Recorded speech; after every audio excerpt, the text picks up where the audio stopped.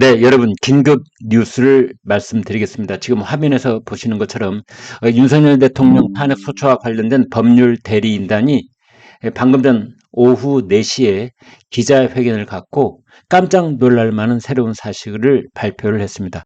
불법에 불법, 거짓에 거짓을 쌓아 올린 위법 수사, 공수처의 법안 쇼핑이 명백히 드러났다라는 보도자료입니다.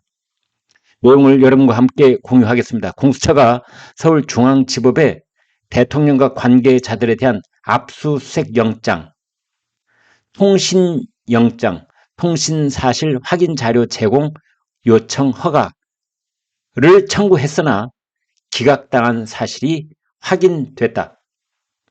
대통령 변호인단은 대통령에 대한 수사기록 7만 쪽을 뒤져 이에 대한 자료들을 찾을 수 있었다. 공수처는 윤석열 대통령 사건 관련하여 체포영장 이외에 압수수색 영장, 통신영장 등을 중앙지방법원에 청구한 적이 없는지 라는 국민의힘 주진희 의원의 서면 질의에 대해 고위공직자범죄수사처는 서울중앙지방법원에 윤석열 대통령 영장을 청구한 사실이 없습니다. 라고 공식 회신하였다. 그러나 수사 기록을 확인한 바 2024년 12월 6일 윤석열 대통령을 피의자로 명기한, 그러니까 이때는 계엄 선포 해제하고 사흘 뒤 그리고 이틀 뒤가 되는 시점입니다. 윤석열 대통령을 피의자로 명기한 압수수색 영장을 청구했다가 기각이 되었으며 같은 날 윤석열 대통령에 대해 청구한 통신영장 역시 기각됐다. 그런데도 불구하고 영장을 청구한 사실이 없다라고 공식 회신한 것은 명백한 거짓말로 국민을 기만한 것이다. 공수처는 서울중앙지법에서 압수수색 영장과 통신영장이 기각이 되자 2024년 12월 30일 작년 연말이 되겠습니다. 체포영장과 압수수색 영장을 서울 서부지법에 청구하였다. 중앙지법에서 통신영장조차 기각을 당하자 서부지법으로 영장 쇼핑을 나선 것이다. 공수처는 원칙적으로 모든 수사에 대해서 서울중앙지법에 영장을 청구하도록 되어 있습니다. 그럼에도 불구하고 서울중앙지법은 관할지 운운하면서 서울 서부지법에 영장을 청구했던 겁니다. 그래서 그 당시에도 이게 영장 쇼핑, 판사 쇼핑을 한 것이 아니냐라는 지탄을 받았었는데 이것이 이 명백한 증거물로 이제 드러난 겁니다.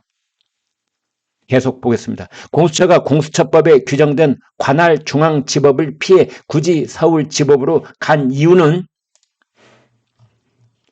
명백하다. 법원장부터 영장 전담 판사까지 우리법 연구회 출신이 장악한 서부지법에서만 영장을 받을 수 있음을 알았기 때문이다. 알려진 대로 공수처장 역시 우리법 연구회 출신이다. 결국 공수처가 압수수색 영장, 체포영장, 구속영장에 이르기까지 압수, 체포, 구속 이 세 가지 영장에 이르기까지 그토록 서울 서부지법을 고집한 이유는 바로 우리법 연구회였다. 대통령 관저가 용산에 있어서가 아니라 자신들과 짬짬이를 할 우리법 연구회가 서울 서부지법에 있기 때문이다. 이는 우리법 연구회 수사기관과 우리법 연구회 법원이 불법을 동원하여 대통령을 체포하고 수사한 것으로 이야말로 국헌 문란 행위이며 내란죄이다. 그렇습니다. 내란죄는 계엄이 내란죄가 아니라 대통령의 불법 체포와 구속이 내란죄인 것이다. 또한 검사와 사법경찰관의 상호협력과 일반적 수사 준칙에 관한 규정은 체포영장, 구속영장, 압수수색 영장 등을 신청하였다가 기각된 후 다시 청구할 때 청구 이력과 사유를 기재하도록 규정하고 있다. 이는 수사기관이 수사를 함에 있어서 다른 판사가 이전에 영장을 기각한 사유를 참고하도록 하고 그러한 사유가 보완되었는지 판단하도록 하기 위한 것이다.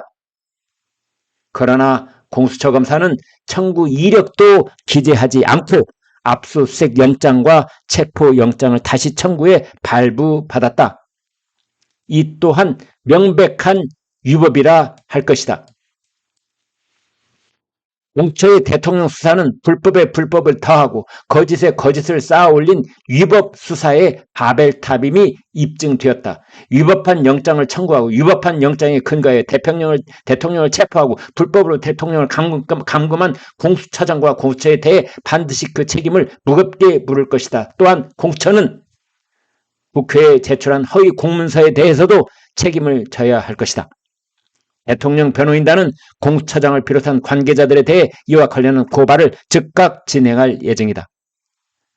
불법 수사의 실체가 낱낱이 드러난 만큼 법원은 즉각 대통령 구속을 취소하고 석방할 것을 강력히 촉구한다. 이것을 조금 더 일목요연하게 이제 제가 요약을 해서 말씀을 드려보겠습니다. 이거는 자, 이 내용을 제가 보여드리면 아마 또 좀 요약된 것으로 볼 수 있습니다. 윤석열 대통령 변호인 측이 지금 오늘 긴급 기자회견에서 밝힌 바에 따르면 공수처가 중앙지법에게 다음같이 영장 청구를 했으나 모두 기각됐었다는 겁니다. 12월 2일 압수 통신 영장 청구, 12월 8일 압수 영장 청구, 12월 20일 체포 영장 청구.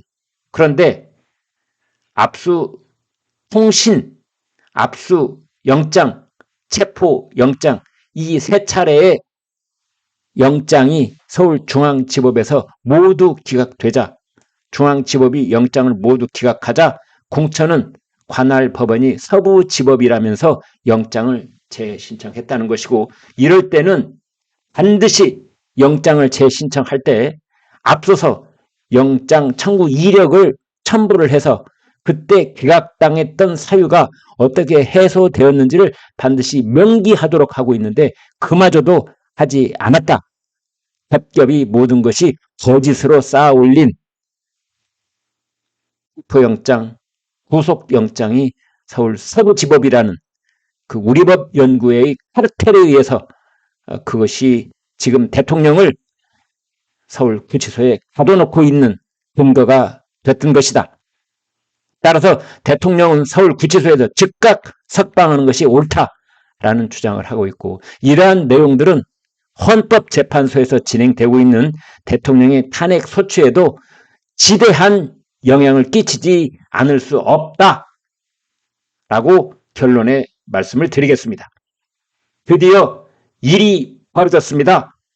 이제 뚜렷한 증거와 함께 이 일이 벌어진 만큼 지금까지 윤석열 대통령을 상대로 해서 두 가지 사법 처리, 하나는 헌법재판소에서의 탄핵소추안, 또 하나는 서울중앙지법에서 진행되고 있는 내란 혐의에 대한 윤석열 대통령의 형사재판, 이 두 가지 모두 사법 절차에 대해 그 근거에서부터 뿌리부터 와르르 공개가 되는 그런 상황이 일었기 때문에 지금 서울중앙지법은 서울중앙지법에서 진행되고 있는 형사재판을 즉각 중단하고 윤석열 대통령을 일단은 구속 상태에서 석방하는 조치를 취할 것이며 지금 여기에서 벌어지고 있는 모든 일들을 헌법재판소는 증거로 채택해야 될 것이라고 생각을 합니다.